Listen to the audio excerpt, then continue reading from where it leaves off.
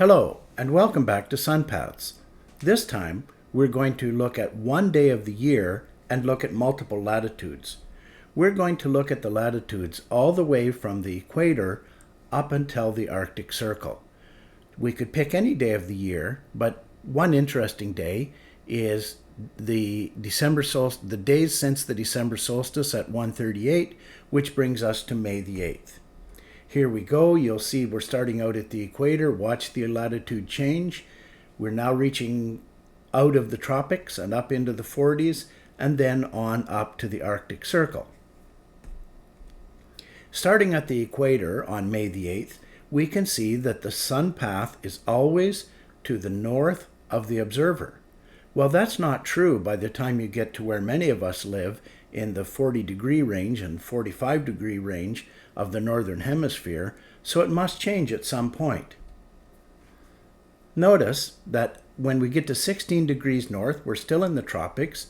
These folks must be experiencing a no-shadow day on May the 8th, with the solar noon angle being at 89.11 degrees. But the way the diagram looks, you can tell the sun at no point crosses that line of latitude into the southern portion of the observer's horizon.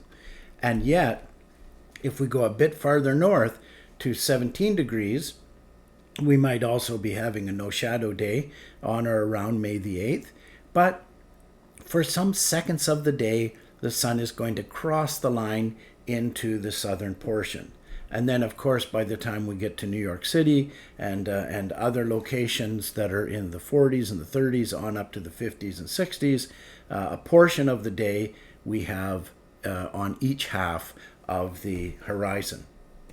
And then, of course, once we get to the Arctic Circle, by May, we're having these big, long days with the sunset and sunrise well up to the north. And yet, even so, solar noon and some other portions of the day, we will have the sun to the south. Well, thanks for watching, and tune in again next time. And check out the playlist if you want to see the other videos in this series. Bye for now.